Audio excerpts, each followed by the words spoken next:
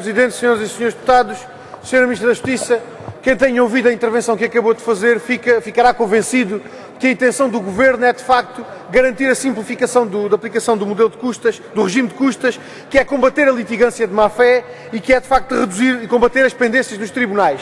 E é curioso que a Sra. Ministra tenha dado o enquadramento desta proposta de lei por referência ao memorando de entendimento da Troika e só se tenha esquecido de uma das previsões, de um dos objetivos que esse memorando prevê, Sra. Ministra, que é aumentar as receitas.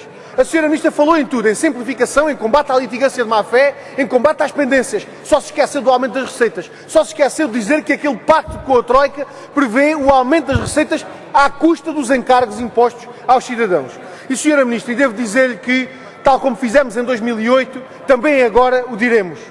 Esta proposta de lei do Governo não corresponde ao objetivo da simplificação, não contribuirá para o combate à litigância de má-fé, nem contribuirá decisivamente para um correto combate às pendências nos tribunais. E vou-lhe dizer porquê, Sra. Ministra. Em relação à simplificação, já aqui foram dados alguns exemplos concretos de situações de exceção que obrigatoriamente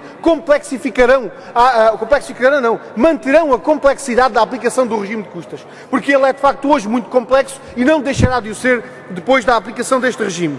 E quero perguntar-lhe uma coisa, Sra. Ministra. Quando o Governo tantas vezes fala nas boas práticas europeias e nos outros exemplos que existem, bons exemplos da União Europeia, porque é que a Sra. Ministra não trouxe aqui uma proposta de simplificação como ela existe, por exemplo, em Espanha, Sra. Ministra? Dou-lhe um exemplo concreto. Em Espanha, apenas há previsão de custas em processo civil e contencioso administrativo em 4 atos ou momentos do processo e com 6 situações de isenção, Sra. Ministra. 2 situações objetivas em matéria de sucessões, família e Estado Civil.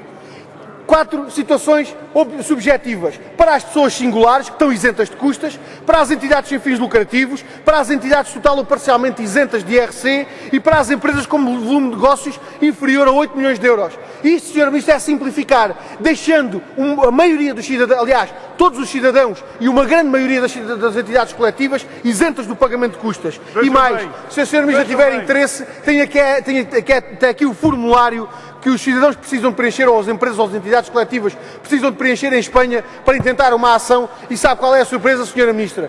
Em Espanha, um país que está aqui ao nosso lado, com as condições económicas que nós sabemos, o valor máximo de custas num processo vai aos 600 euros, num caso que em Portugal pode ir aos 1000 euros. É este um exemplo daquilo com que nos confrontamos. Mas o Governo tem a perspectiva exatamente contrária, que é de simplificar encarecendo. E aquilo que o Governo propõe de aplicação deste regime a todos os processos pendentes significa criar encargos que não tinham sido previstos pelos cidadãos. Significa aumentar os custos com a justiça para os cidadãos. E por isso o Governo mantém no essencial o regime das custas, aprovado pelo Partido Socialista em 2008, propõe esta generalização da aplicação do pagamento de custas e quer dizer, Sra. Ministra, que isto não contribuirá decisivamente para que os cidadãos possam aceder ao direito e aos tribunais. Se a Sra. Ministra não sabia, eu dou-lhe este número também. Desde 2007 até hoje, o montante arrecadado com custas pelo Estado aumentou 49%, Sra. Ministra. 49% no momento em que se reduzem brutalmente os rendimentos dos cidadãos. E que não se argumente com a insuficiência económica, dizendo-se que os cidadãos em situação de insuficiência económica ficam à margem do regime de custas. Porque o modelo de insuficiência económica que está hoje em vigor no nosso país deixa um casal que tem 2 filhos em idade escolar com salários de 700 euros numa situação que não é classificada de insuficiência económica e, portanto, obrigada a pagar as centenas de euros de custas com os processos. E, Sra. Ministra da Justiça, e vou concluir, Sr. Presidente, os senhores deviam ter dito aos portugueses, em altura de campanha eleitoral, que iam procurar combater as pendências dos tribunais, aumentando os custos, para que os cidadãos impossibilitados de suportar esses custos se vejam obrigados a desistir dos processos. Porque assim não pareceria estranho a ninguém a proposta que o Governo agora apresenta de incentivo excepcional à extinção da instância do artigo 5º. E queria dizer-lhe, para terminar mesmo, Sr. Presidente, Sra. Ministra, o Governo assume com esta proposta de lei que só pode recorrer aos tribunais quem tem dinheiro.